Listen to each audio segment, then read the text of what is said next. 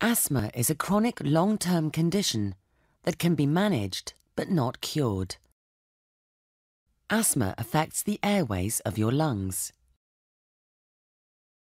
It causes the airways to narrow and swell, resulting in wheezing and difficulty breathing. During breathing or respiration, air goes in through our nose or mouth to the upper airways, at which point it reaches the windpipe, which branches into two large bronchi to reach the lungs.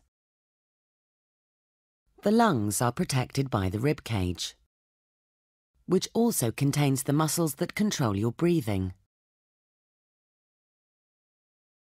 In asthma, the airways are oversensitive and easily irritated by certain triggers, called asthmatic triggers.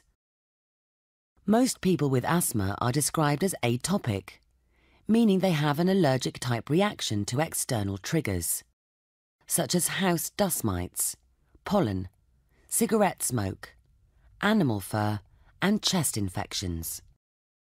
However, for some people, the onset of asthma is unpredictable and may be caused by anxiety, stress, or even laughter.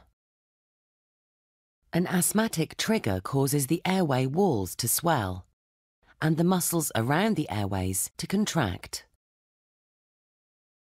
The airways narrow, and breathing through them produces a whistling sound called wheezing. Mucus is produced from the lining of the airways, which clogs up the narrowed airways further and causes coughing. This makes normal breathing more difficult, producing symptoms of asthma that can be mild, moderate, or severe and life-threatening, where hospital treatment is needed. The narrowing of the airways is reversible if the trigger is removed, or if the inflammation is treated medically. Therefore, preventative treatment is used and can be managed by the patient themselves. An acute asthma attack requires medical intervention, but the type of intervention depends on the severity of the attack. For more information, visit www.nhs.uk.